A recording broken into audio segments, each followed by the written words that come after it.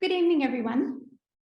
I'm Dr. Kate Bagnall, Coordinator of the Family History Program at the University of Tasmania.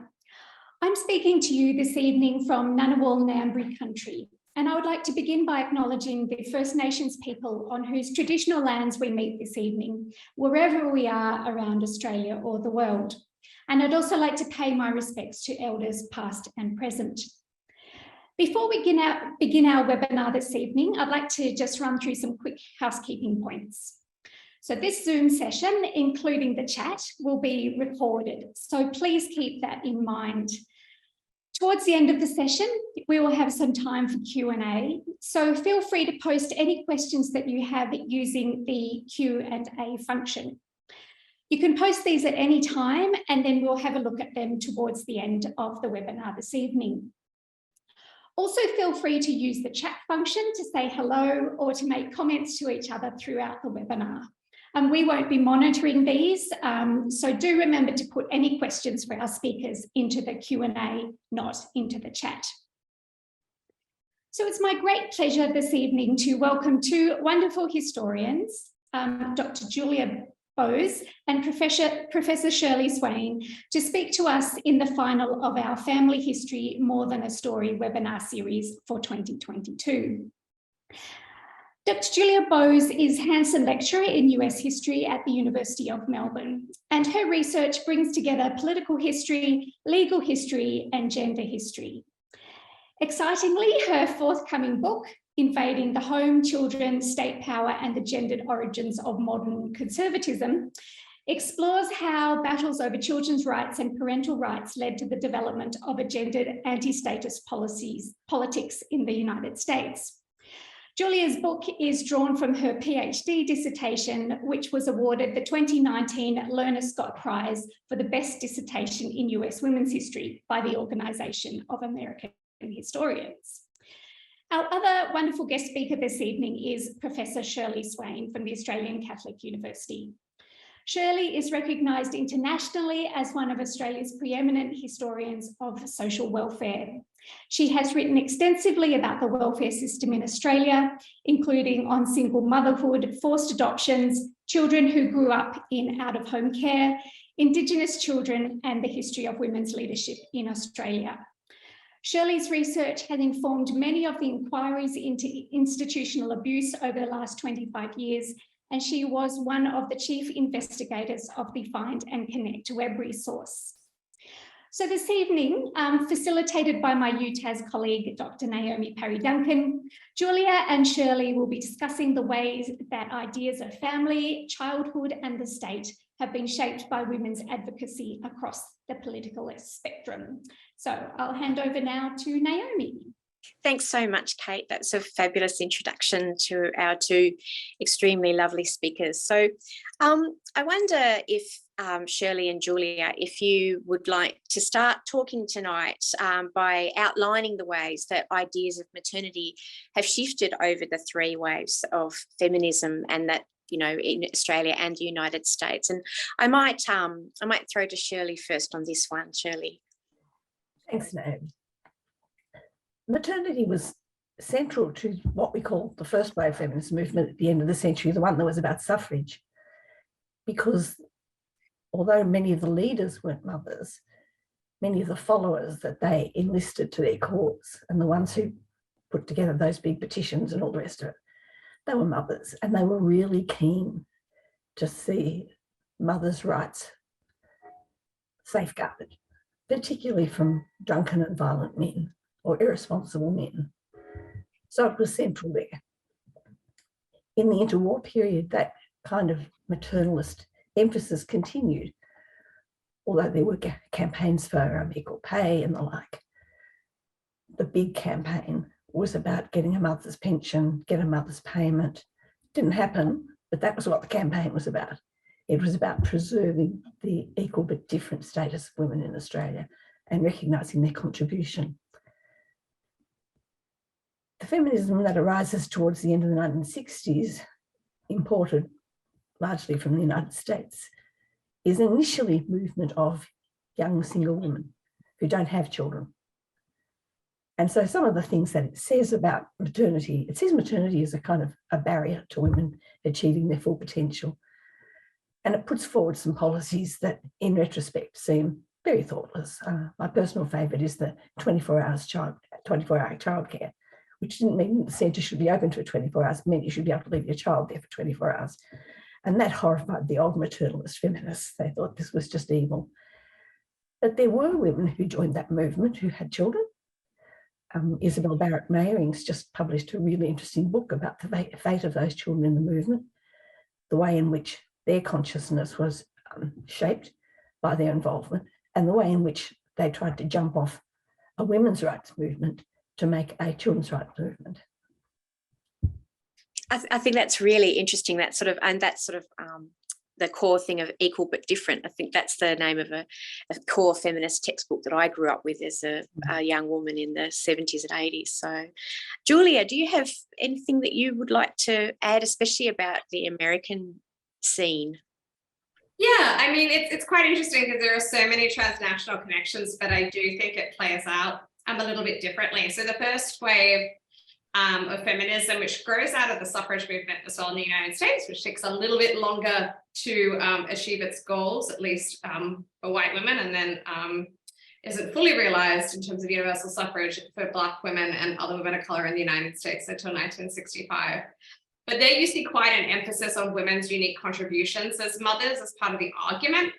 And in some ways that is to counter anti-feminist or anti-suffragist arguments that giving women the vote will destroy the family because it will draw women out of their traditional role in the domestic sphere and kind of upend the gender hierarchies of the family. And what we see towards the end of the suffrage movement in the 1910s is that there's a split in the suffrage movement itself. And this is when you start to see the word feminism being used in the United States. So the example I always give my students is Century Magazine in 1914 writes, time has come to define feminism. It's no longer possible to ignore it. And I always tell my students that we're still trying to define feminism, but fortunately it is no longer possible to ignore it. And many of the women who self-describe as feminists start using this term are advocating that the aftermath of suffrage should lead to the adoption of an equal rights amendment in the United States. And that would be a constitutional amendment that would mean that no laws could discriminate on the basis of sex. And so what we start to see then is women that we might now consider labor feminists who fought very, very hard for protective labor laws for women and children are concerned the Equal Rights Amendment will give conservatives the ability to destroy things that protect women's specific status as mothers in the workplace. And so feminists almost start to describe themselves as being counterposed to women that protect maternal rights and children's interests. In the second wave of feminism, the genesis kind of comes from Betty Friedan's famous formulation, the problem that has no name. And amongst white middle class suburban women that kind of grows out of the prosperity of World War II, there's this strong sense, as Shurlee says, that motherhood is almost holding women back, or at least the idea that women should be required to stay home and look after their children. So there's kind of an anti-maternal streak there.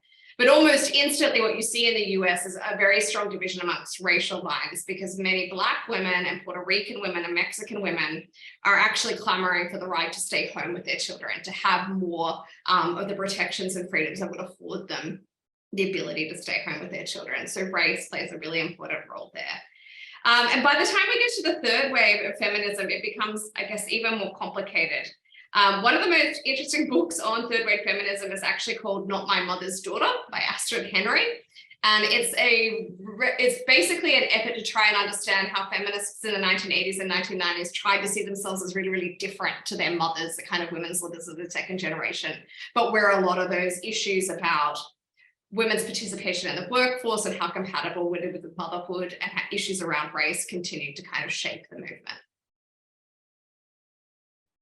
That's really interesting. And you've also brought in two core elements, I think, that we haven't necessarily kind of mapped out in the conversation tonight. But one of those is race, which for Aboriginal women as well was a really difficult kind of thing. It's like, how do you choose as well between the issues that bedevil your race and the issues that bedevil individual women? And then the other one, of course, is class, is that thing of yeah, because it's only the women who can afford it that are able to stay home with their children, that they're in a situation which means that they can afford it, whereas all other women have to work. And I had the vision, Shirley, of all of the poor staff that would have to run the 24/7 days sort of childcare places, and that's a kind of a blindness, isn't it, in those women in particular, about those two kinds of issues. And a blindness about what being a mother is. Yeah, The emotional hold there. Yeah, yes, it is really, really interesting. I mean, I think I suppose, I mean, we've talked a bit about the constraints and the ideas of constraints on women with, you know, the ways that those three different sets of, I mean, if you want to, I mean, you can always, it's easy to group people into nice sort of neat categories. And of course, there are people that aren't that neat in the categorization, but we have a kind of difference of ideals, don't we? So what were some of the ideals that mothers had in those periods? What is the kind of ideal mother? Do you want me to start? Yeah, sure. Yeah. In the 19th century, I don't think generally women play with ideas of ideal. Motherhood's something that just happens. It's not planned. You get married, you start having sex, or you start having sex before you get married, but one way or another, you start having regular pregnancies, and there's no time there to kind of conceive of something grander about what will happen. Conception being the key point, isn't it? Exactly. There's no way to stop it. Yeah. Yeah. So once you work out a way to stop it, you do get some women then fighting for the right to get some kind of employment so they can supplement the male wage to help the children get ahead. Some of the push for women's employment between the wars particularly is about that. It's also about getting the new household appliances, but there's a bit of consumerism there. Yes. So the highly planned pregnancies and motherhood of today, that's a really recent phenomenon. It's not a phenomenon that's touched my personal life, I have to say. Well, yeah, it postdates a relatively secure methods of contraception. Relatively, as we all know. Oh, what is it now? We have, I think the point of first pregnancy for most, or first birth for most women, is something like 32, which is actually the age that I had my baby, 20 odd years ago. So that's getting older and older and older, whereas women generally by 32 would have been considered a bit of an old dame, wouldn't they? Elderly prima gravia, they were called. Yeah, I love those terms. They're so woman friendly and kind. Julia, what do you think about that particular situation? And was it what was it like in the US in that period? I mean, again, there was a lot of social foment about it. So the early kind of, actually, if you go back to kind of 1848 to Seneca Falls, which was the first women's rights convention in the US that came out of abolitionism, there were some really radical ideas that were then kind of receded from the movement about full equal rights in marriage. And I think a lot of the critiques were actually around not the idea of motherhood, but marriage itself. So when you married your husband, you became legally part of his person. And so you lost the right to property, you lost the right to form contracts, you lost the right to custody, critically, in the event of a divorce. The presumption was that the child would go to the father, and there had to be a kind of early amendment in the 19th century that said, except during the tender years. So until the child, can be economically useful, the child will stay with the mother, but then it reverts to the father's custody. And so you had critiques ranging from kind of free love movements to kind of anarchist feminism in the early 20th century. But really what you kind of see, I guess, a consensus go around is the idea of companionate marriage. So there is an idea that you need to make marriage be based on love, and it should be based on equals. And I think that those debates just continue to play out over the 20th century, where you get the kind of full spectrum of some women who want to abolish marriage, others that want to reform it. and a lot of advocacy around obviously custody rights, as well as women's ability to contract labor independently. I always tell my students that in 1964, women in the US still couldn't get a credit card without getting their husband to sign off on it. So there were all these ways in which those kind of laws of coverture still kind of governed women's relationship to the family. Yeah, those ideas of custody are very important and, you know, pernicious in both societies, I think. I must confess, Shurlee, that I'm a bit vague on Australian property rights, because women did, you know, buy and sell property. So how did they get around? Was that the case in Australia, or like was it always considered that? Yeah, would you like to clarify that for me? The English law is imported, but it's reformed earlier here than in England. So from about the 1860s, various colonies are recognising women's rights to their own earnings and their own property, because we don't have the kind of inherited property that was the big sticking point in England. Yes. The other thing they could do was have themselves proclaimed a femme sole, that is, a woman who was supporting herself. Right. And they had to go to court for that. Yeah. But if they're recognised in that, they also should control their own income rather than it being their husband's. I mean, for most working class families, they didn't know this at all. And they were working on the family economy basis. The money was coming in and it was going out. But for people who had substantial property to protect, these reforms were important. Right. Yeah. Yeah. No, that is really, really important. So I suppose, I mean, that idea about, you know, property is, you know, the centre of state control, isn't it? It's where it really comes to the fore. So how did those kinds of ideals of womanhood find expression in the state? And I'm thinking as well about, I mean, I always think about, you know, the Royal Commission into the birth rate in 1903 in New South Wales, and how, you know, the big tussle in there about ideas, you know, the big fear that middle-class women weren't having enough children because of these new ideas of marriage, and then that working class people were having too many and not the right ones, and they weren't looking after them, so because they had to work. So what are your thoughts about how those ideas about women and motherhood played out in the state? Well, they just play out gradually. You've got companionate marriage here quite early in a lot of situations, particularly in middle-class families. And you've got husbands and wives who work together to develop their economic enterprise, even if the man is supposedly the owner of it all.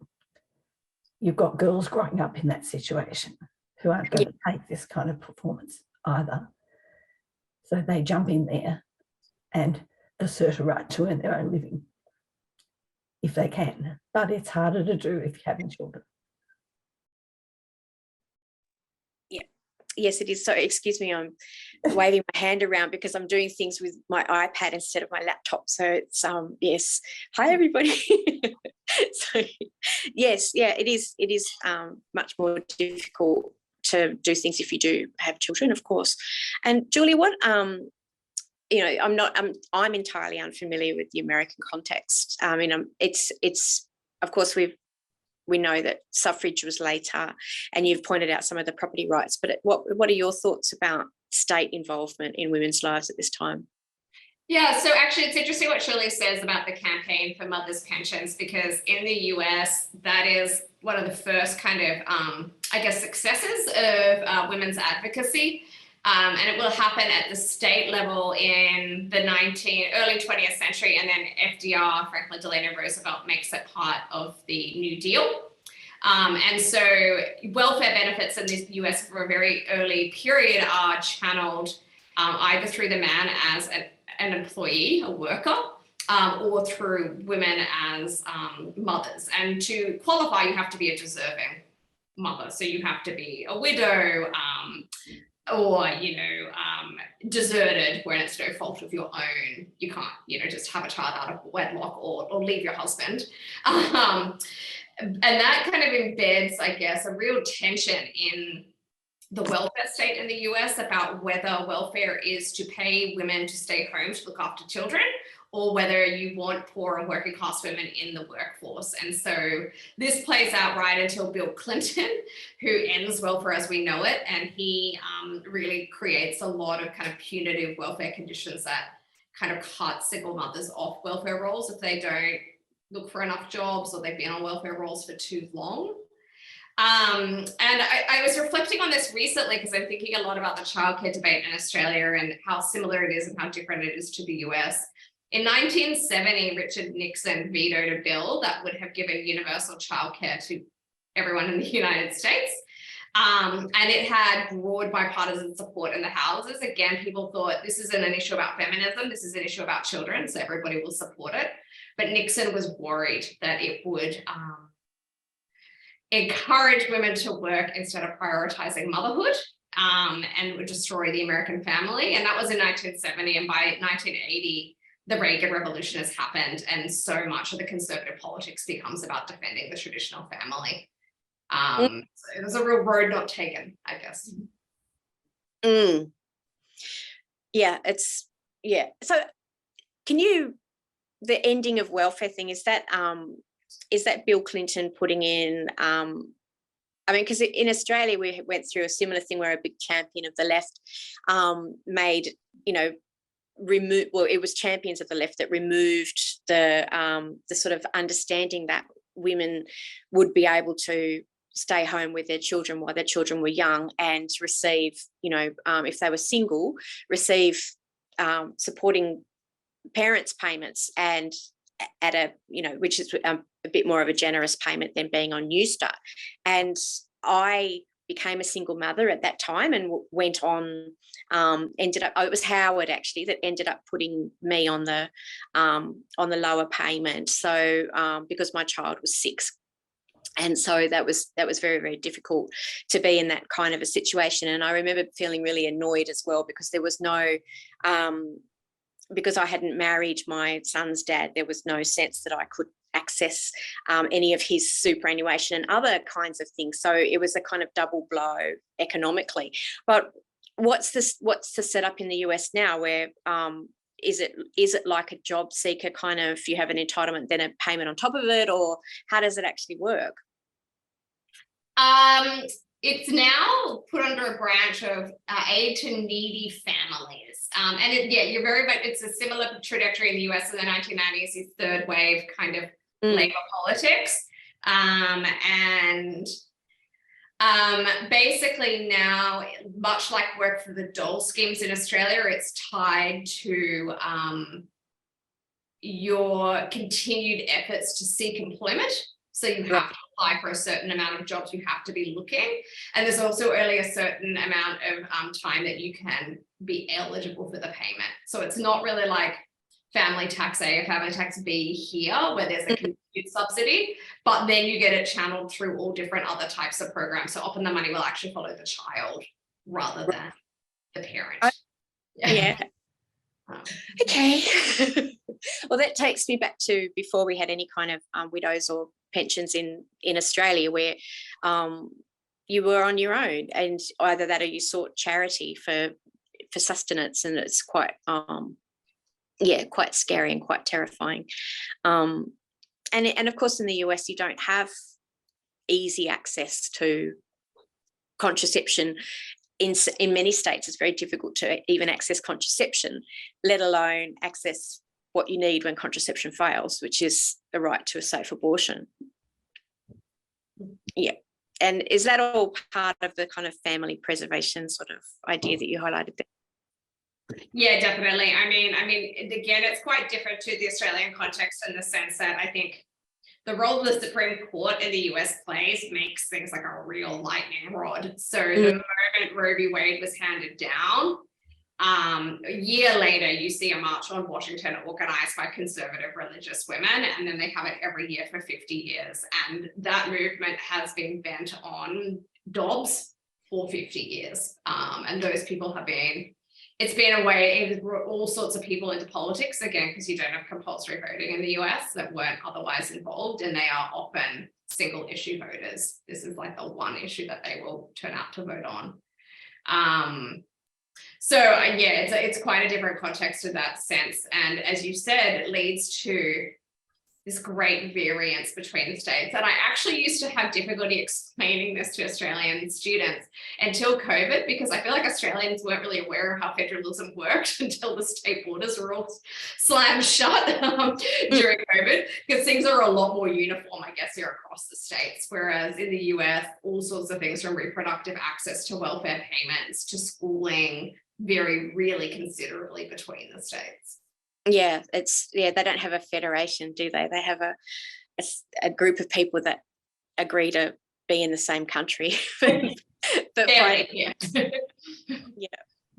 So well, I suppose we've started to talk about reproductive autonomy. So how do you think that economic autonomy for women has shifted along, reproductive autonomy? And bearing in mind that what we're currently seeing in the United States is a removal of the sort of narrow gains in reproductive autonomy that people had achieved. But I guess I might throw to you again, Shurlee, to start this discussion about how economics and reproductive autonomy play out. Well, reproductive autonomy provides the environment in which women can seek to have economic autonomy. There are all kinds of constraints that are going to operate there. But until you're not paying that kind of Russian roulette game about when you're going to have your next baby, if you're going to have your next baby or whatever, you can't actually commit to a career unless you come from a very wealthy family who can afford to have people come in and help you with your children, help you with the house, all of that kind of stuff. Most working class women don't have that. So they're just grabbing opportunities as they can.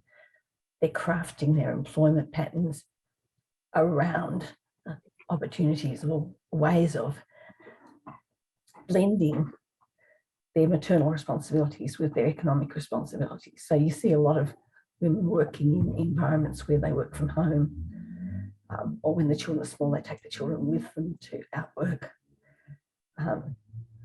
Some of the smarter ones, or the more desperate ones, hard to say, but develop employment patterns that cover their partners' inadequacy. So you get women running hotels, later on caravan parks and the like, places where the men can look like they're running a business, but actually, if you know much about their background and often their drinking patterns, they're not running it. Oh, that's interesting. Yeah, I hadn't thought about that with female publicans, because it is, it's quite a thing. In my family history, I found this perler of a example where my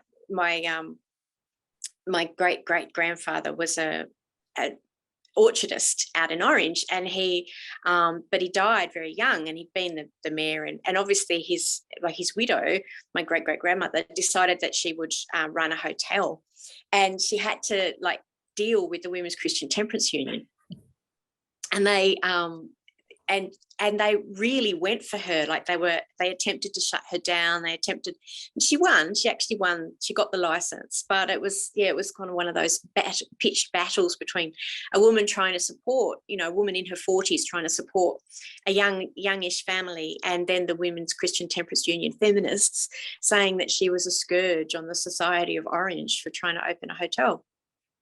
Which she was in their view. Yeah, I know, but she didn't have a husband to be an alcoholic, but maybe he had been, I don't know. He did die very young, so yeah.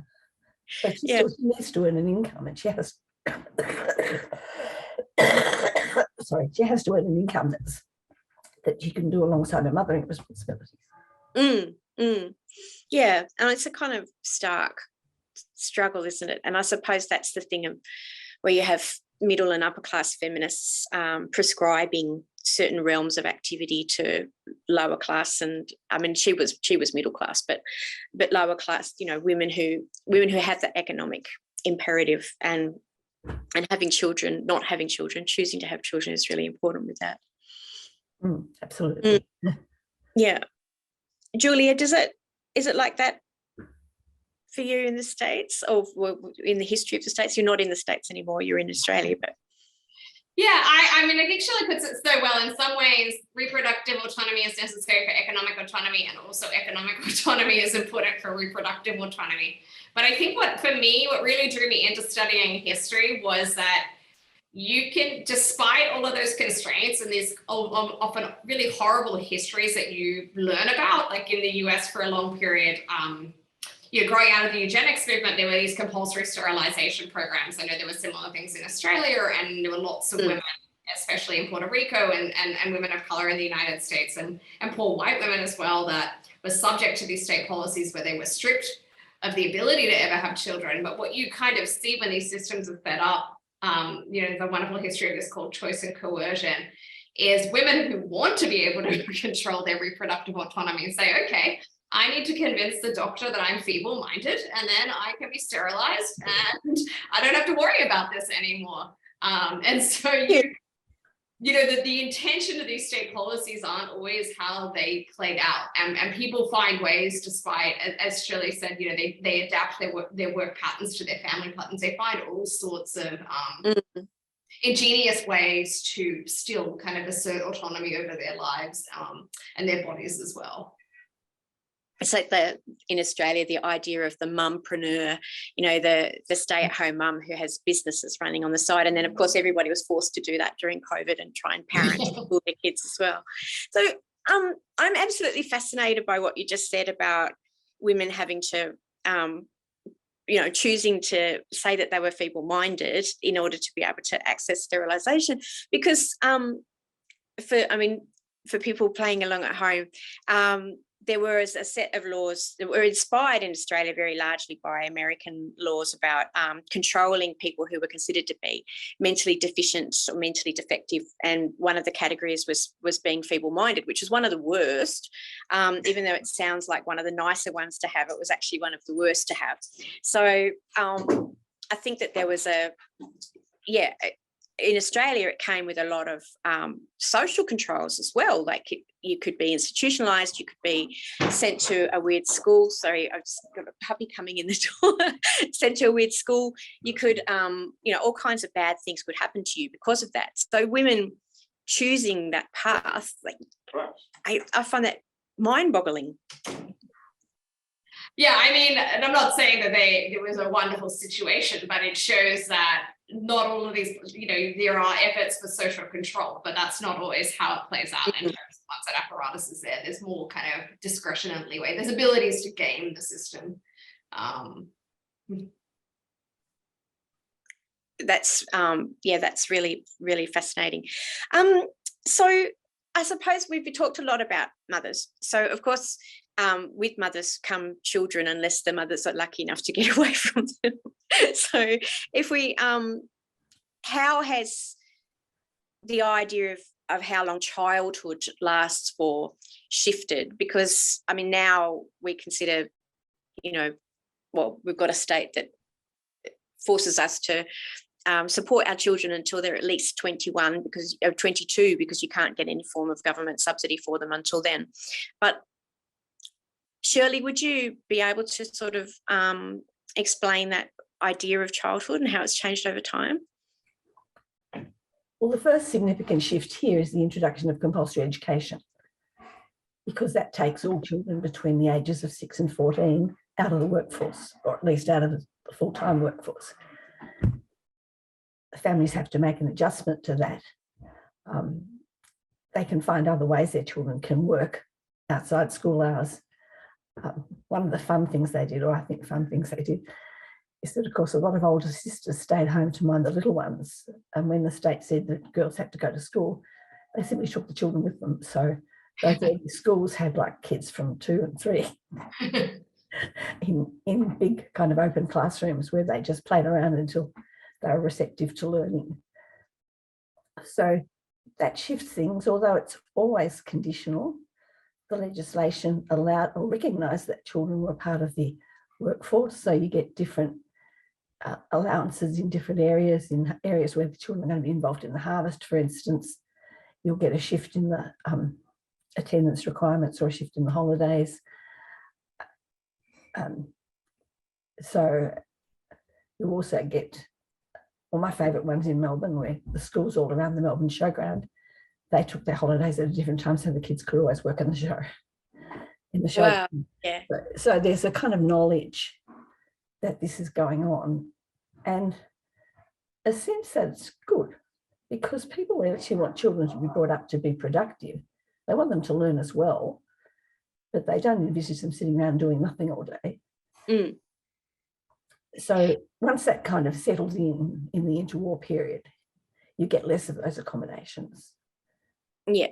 And then you start getting some extensions, particularly for middle class kids or very able working class kids, governments setting up scholarship schemes for children to pursue secondary education, which of course becomes universal after the Second World War. Yeah.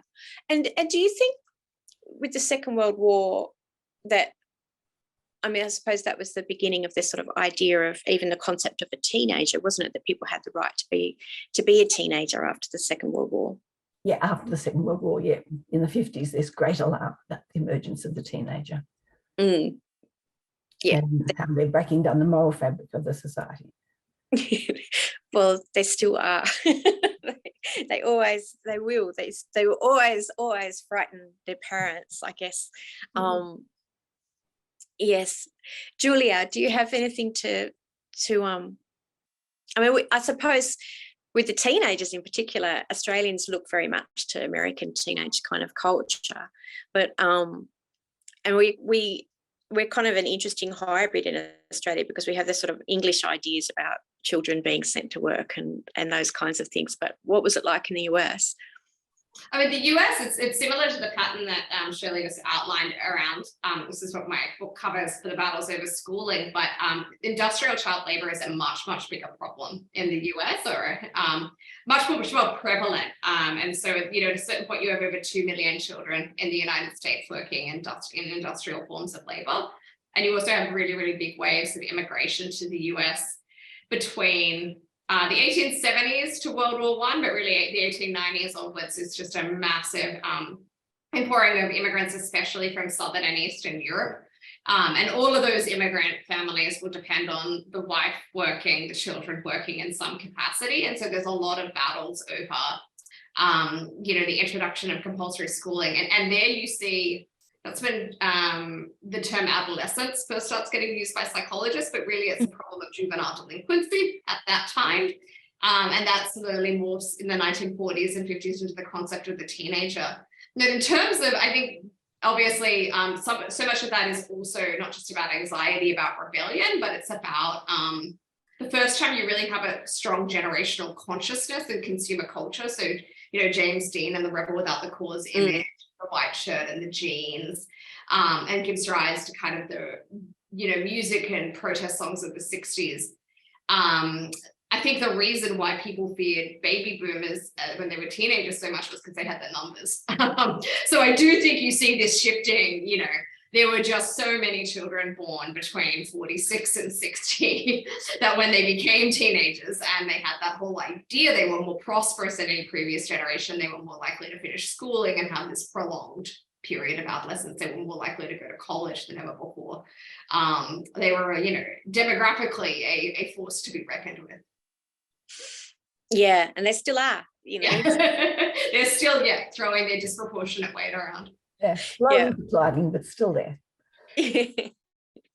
And this is a good thing. So I'm always very aware of the sort of internet debates of, younger generations going boomers and boomers getting very angry about it. But it is something that changed the world, that kind of sense. And it's interesting because in the wake of World War I, there was so much, because of the massive casualties, especially in Australia, that sense that we had to replenish the rising generation, and that was a really pressing concern, very, very important kind of cultural event too. But the boomers just sort of came unbidden, didn't they? There was just, and I suppose it's interesting, it's a kind of life-affirming thing that everybody after World War II decided to have more children than they, and I suppose as well we could keep those children alive in a way that maybe we hadn't been able to in previous generations. And they've been delaying for about 20 years with the Depression and the war. So True. Yeah, it had been very, very bleak times to consider bringing lives into the world and all of those kinds of things. So, yeah, well, I might throw to questions, I think. And what I have one from Imogen, which I would have to access the chat to see.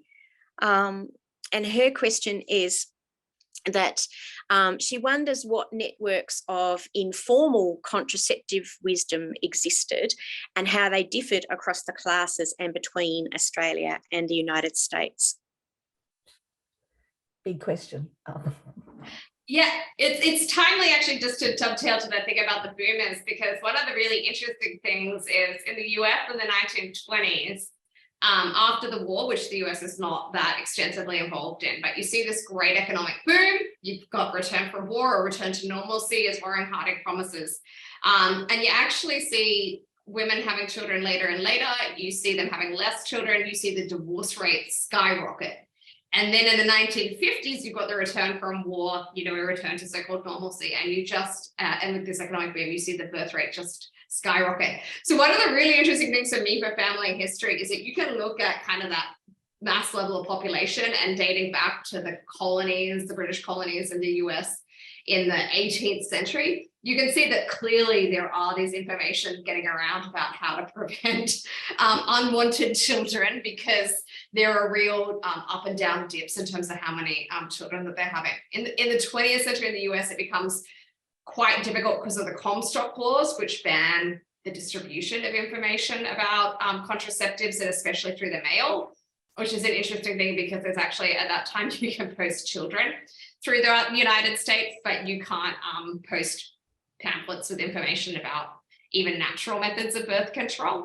You could post a child. Yeah, there's it's a quick, like they're traveling by train, but it's cheaper than buying them a ticket to weigh them in and put stamps on them. So there's like some great photographs of that I use in family history courses. But you can tell, I mean, there is obviously widespread kind of networks amongst family members, but also amongst communities, that information and also access to contraceptives is still getting out. Yeah, they've always been very popular and important, I guess, to people's lives. I was just with the idea of posting a child through the mail. And I mean, that's sort of, the US mail is one of the few kind of national institutions. It's a real source of pride, yeah. Wow, that's quite amazing. I know that Shirley's done a lot of work tracing advertisements for children that were wanted for adoption and things like that, which is quite remarkable too when you think about it these days. But it was quite normal. It's an interesting thing. Do we have any questions from the audience? Because you're a very quiet group tonight. Please feel free to pop it into the chat or actually into the Q&A box, because there's no questions waiting in the Q&A box. Oh no, we've got one there. That's good. Let's look at that. Okay, so this is from Teresa, who's one of our family history students, and she asked if you both could comment on the thesis first posited by Elizabeth Wilson in the 1970s, which was the notion that women's relationship with the welfare state is that of the state being the alternative controlling patriarch.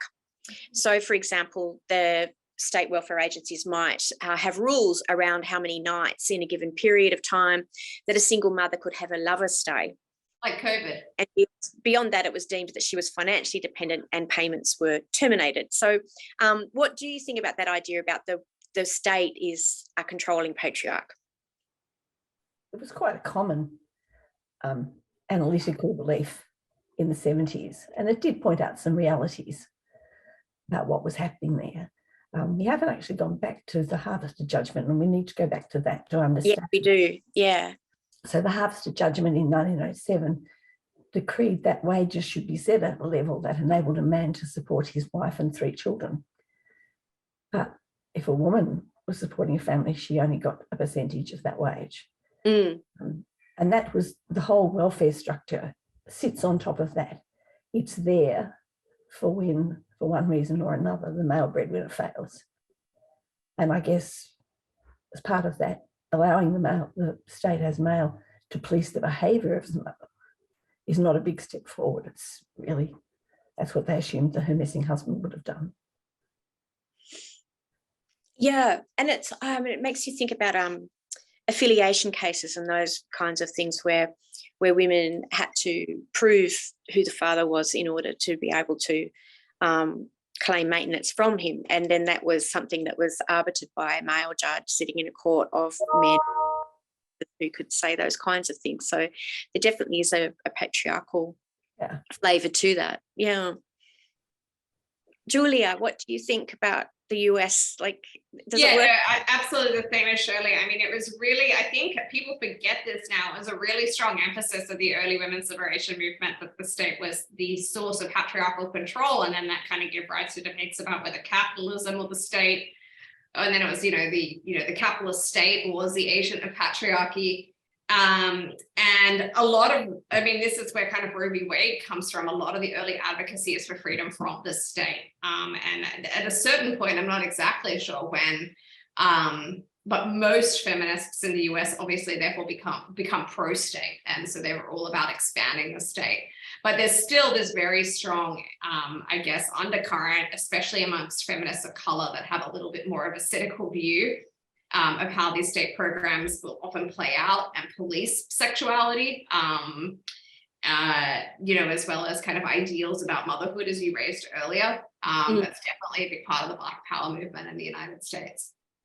Yes, and I think it really does play out along racial lines too, and that yes, women definitely, Aboriginal and Black women in the US have had terrible histories of legacies of involvement with the state in the most, rude and violating way that you could imagine, and on every kind of level. So yeah, so I think, Teresa, that the answer is that the state is a patriarch, and I mean we could go on about capitalism. I'm tempted, but maybe we won't go there. I'm just looking at a Q&A in a chat. This is an anonymous person who talks about my mention of the Women's Christian Temperance Union. And she had some relatives, or I assume that's a she, they had some relatives who belonged to this group. So I was interested to know if research has been done as to their activities and effectiveness. And I think that both Julia and Shirley will be able to explain that, yes, indeed, there has been. Yes, there's been a lot of research into their effectiveness. In the aftermath of the early research into post-World War II feminism, it's kind of a reclamation thing of saying, hang on, look, here they are. They were the big force back there, actually still around now. We need to take notice of them. And then they had big international connections, so there's some good international work as well. Julia, was the temperance movement as powerful in the US as it was? Was it as powerful? I mean, yes. I mean, it was the major agent for suffrage in the US. I can't remember the figure off the top of my head, but it's something like it had 7 times the number of members that the Women's Suffrage League had in the US in the 1890s. And then obviously the US passes prohibition in the 1920s. As a kind of a measure of the force of the Women's Christian Temperance Union. And then they were also very involved in kind of early US imperial missions, especially in East Asia, and setting up education in a lot of the US colonies and neo-colonies. And it's the WCTU were that sort of as they were in Australia, but the temperance movement are that kind of classic sort of difficulty, because they're often depicted as wowsers, as being, really into social control. In Australia, they instigated the 6 o'clock swill, which, really changed drinking culture in Australia in some ways for the worse, inadvertently. And then you have that sense of they needed to do this stuff to protect women, and in the wake of those of that, they gained strength and became advocates in other kinds of areas. So it's a complicated social kind of movement, I suppose.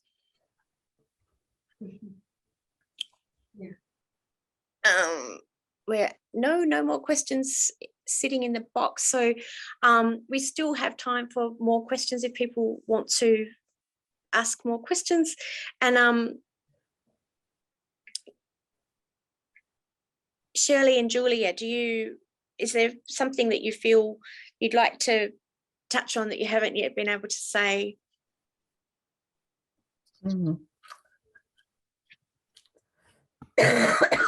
Well, we have underestimated the racialised nature of the whole problem. I think so. Which is not very visible in the 19th century because life is so desperate for the remaining Aboriginal people then.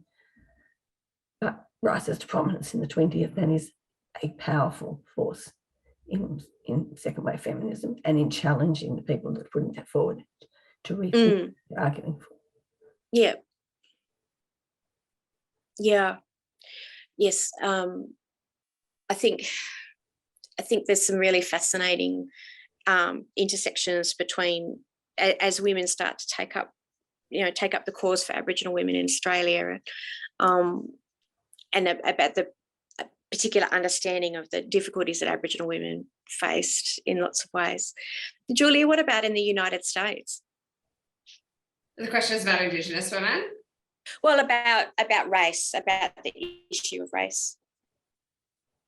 Yeah, I mean, it's still, it's so interesting. All my students, they love the term intersectional. It's become, the new way. And I think what's kind of interesting about the way that it's used here is that it's used to describe Black women especially, but women of color and lower working class women as having an intersectional identity. And I don't think it's used enough to reflect the other half of that equation, which is that white women also have a race and that middle class and upper class women also have a class status. So I think that it's kind of an incomplete process. It's really great to see how much is being incorporated into how people approach these really thorny, as you said, difficult historical questions about the legacies of a lot of kind of different forms of feminist organizing. I think legacies is something that we do need to grapple with and do need to deal with, which sort of rolls quite nicely into a question that Kate has just asked, which is about how understanding these sorts of histories and these sorts of different framings add to the work of family historians, in the sense that, what advice would you give family historians in thinking about, these multi-generational shifts, how they understand the children and the families in their pasts and the mothers in their pasts? I'll throw to you first, Shirley. I would hope it complicates it. Yeah, it does. Yeah. So which is what we historians love. Yeah, so you don't draw kind of quick conclusions on the basis of romanticised notions of what life was like in the past. Yeah, I would agree. I mean, I find I often catch our family history students assuming various things about social stigma, about all kinds of other sorts of things that weren't necessarily appropriate to the generation that they're talking about. Julia, what advice would you give our family history students? I mean, I think it's such a wonderful question because often people think of the family as this flat monolith in history, but we all know from our own families, right? There's all these power dynamics and conflicts within the family, and men and women and children and different generations. And I think that is, as you said, like such a rich site to understand social change and also to be attendant to the different experiences of people based on their different positions. But it's also, I think, a great place to start because we all know from our own families that we still love them despite this dysfunction, despite the tension that we all live with. So it's okay to kind of embrace those murky and uncomfortable areas. That's how we kind of come to like really productive spaces to recover the full complexity and I guess richness of the past. Yeah, and I suppose it's all the things that people covered up with secrets and brushed under the carpet for various reasons and didn't talk about that. Yeah, and that's so interesting if you want to historicize our current moment. Like we love disclosure, We always we want everything to be open now. We want to find out, hidden relatives on ancestry.com. And previously there was good reasons why people wanted to sweep things under the rug.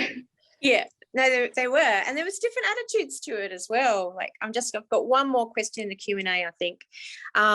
It's Gillian Barnard saying that she wanted to thank Shirley and Julia and me for a very stimulating conversation. So that's very nice to hear from Jill. So she presented our first webinar of this year. And I think that kind of brings things to a very nice close, actually. And I would like to thank Shirley, who's obviously labouring under respiratory problems, and Julia for coming along tonight from Victoria to talk about women and motherhood and their incredible complex societies in the US and Australia. And I might throw back to you, Kate. Great, thanks Naomi. And thank you so much to Shirley and to Julia for a really interesting and stimulating discussion. So as I mentioned, this is the last of our Family History More Than a Story webinars for 2022. In the coming weeks, the webinar will be made available to watch on our YouTube channel. And those of you who've registered for the session tonight will receive an email to let you know when that's happened. So to date, our webinars in YouTube have received nearly 2,700 views. So if you've missed any of the previous ones, you can also catch up there. So as I said, this is our last webinar for the year, but we hope to bring you a new series of webinars next year in 2023, and perhaps also some in-person events too. So until then, stay safe and good night.